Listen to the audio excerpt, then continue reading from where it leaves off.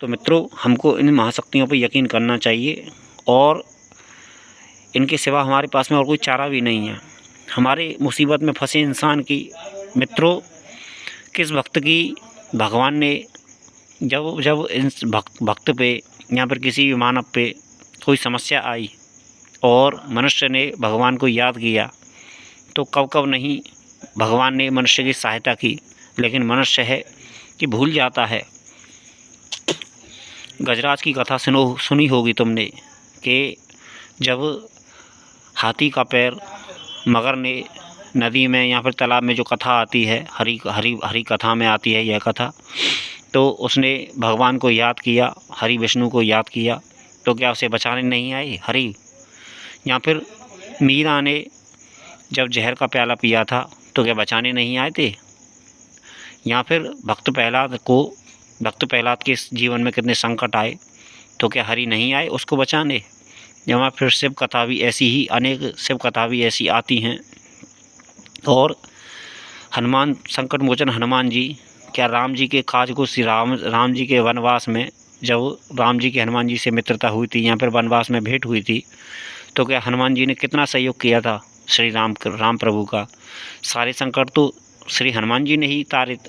राम जी की कितनी मदद की थी, याद तो होगा आपको, आपने सुनी होंगी यह कथाएँ। तो मित्रों, मैं यही कहूँगा कि तंत्र मंत्र में पढ़ के जाने कितनी घर गृहस्थियाँ बर्बाद हो गई, जाने कितनों के कितने पागल हो गए। तंत्र मंत्र में ज़्यादातर लोग मुझसे 1.5 फुटिया की मांग करते हैं कि 1.5 फुटिया ट्रांसफ़र करो, चाहे जितना पैसा ले लो। चलो भाई, इस विषय में भी कुछ सोचते हैं, इस विषय में भी बात करते हैं। आने वाले वीडियो में इस विषय में भी ज़रूर बात करेंगे और जो भी होगा बताएंगे। और तो मित्रों, मैं यहाँ तो खैर फ़िलहाल मैं उस मनुष्यों की समस्याओं का समाधान बता रहा हूँ। तो मित्रों, भगवान पे भरोसा करना सीखो और भक्ति में उतरो। भगवान के सिवा इस दुनिया में कुछ नहीं है। हो सकता है भगवान में भी, भक्ति में भी हमको सब कुछ मिलता है। बस यह है कि इंसान को सब्र नहीं है और इंसान एक मंत्र, एक माला जपता है और जाने अपने आप को कितना ऊंचा समझने लगता है और अपने आप को कितना बड़ा पंडित समझने लगता है या फिर कितना बड़ा ज्ञानी समझने लगता है। इसकी इंसान की मूर्खता की हद पार कर देता है और जाने कितना बड़ा अपने आप को, जाने क्या क्या समझने लगता है।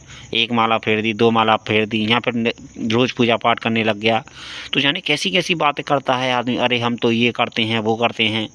और यह अहंकार की बोली होती है यह, कि मैं ये कर सकता हूँ, मैं ये जानता हूँ, मैं ये करता हूँ। ये सब अहंकार की भाषा है और इस अहंकार की भाषा को छोड़ो और प्रेम की भाषा को अपनाओ। प्रेम ही भक्ति का सार है। तो प्रेम ही भक्ति का सार है और अहंकार को त्यागो और भक्ति को अपनाओ। और हो सके तो तंत्र मंत्र के चक्कर में, ऊंच नीच की क्रियाओं में, आड़ी टेढ़ी क्रियाओं में, उग्र क्रियाओं की तरफ मत भागो। हो सके तो सौम्य क्रियाएं करो। और सौम्य क्रियाओं में अनेक क्रियाएं हैं ऐसी जो जीवन में बदलाव कर सकती हैं, कायाकल्प कर सकती हैं जीवन का। लेकिन विश्वास करना सीखो। 1-2 दिन पूजा पाठ करने से कोई ज़्यादा बड़े तुम महात्मा नहीं हो जाते हो या फिर ज़्यादा बड़े तुम कोई सिद्ध ज्ञानी नहीं हो जाते हो। हमको जीवन में यदि सफलता पानी है, बहुत मेहनत करनी पड़ती है मित्रों, बहुत मेहनत करनी पड़ती है जीवन में।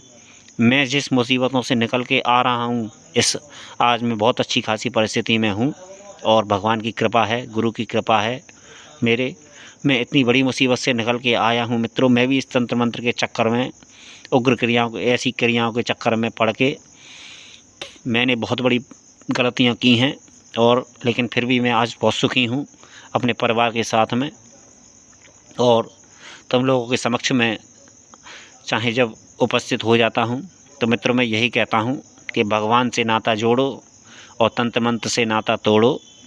और तंत्र मंत्र में भी यदि पढ़ना है तो तंत्र मंत्र भी यदि करने की जिज्ञासा है, इच्छा है, तो कोई बुराई नहीं। लेकिन सौम्य क्रियाओं को पकड़ो और प्रेम से, प्रत्यक्षीकरण के चक्कर में ना पड़ो। प्रत्यक्षीकरण हो जाता है, प्रत्यक्षीकरण कोई ज़्यादा बड़ी चीज़ नहीं होती है, लेकिन हमको निरंतर मेहनत करनी पड़ती है और गुरु पर विश्वास करना पड़ता है।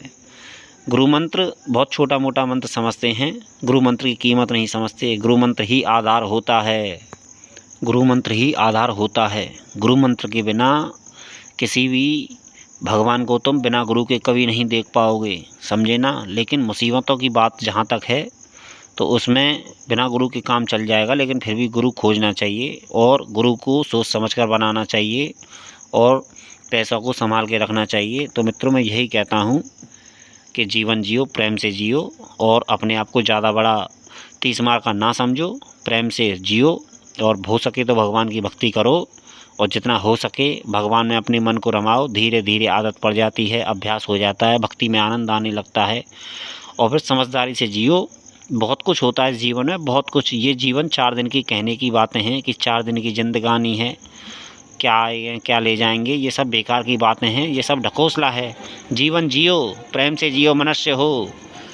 अरे मनुष्यों की तो बात ही कुछ और है। भगवान से नाता जोड़ोगे तो आनंद को ही पाओगे और सब कुछ मिलेगा इस जीवन में। भगवान से नाता जोड़ोगे तो सब कुछ मिलेगा इस जीवन में। आनंद भी मिलेगा, प्रेम भी मिलेगा, पैसा भी मिलेगा, सम्मान भी मिलेगा, यश भी मिलेगी, कीर्ति भी मिलेगी।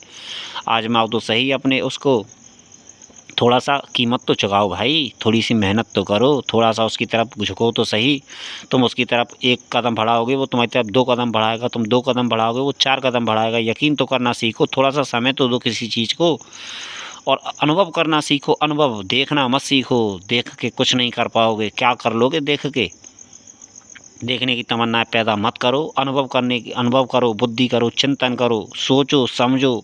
दिन रात तुम्हारे साथ क्या घटित हो रहा है उसके विषय में सोचो और भगवान की तुम पे कितनी कृपा है यह सोचो और मरने की बातें छोड़ो और भगवान से नाता जोड़ो।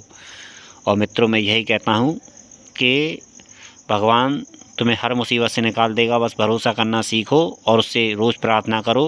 कितनी भी बड़ी मुसीबतें हो मित्रों, सब से पार हो जाओगे। विश्वास करना सीखो और अच्छी लाइन पे चलो। तो मित्रों धन्यवाद, फिर आगे कभी।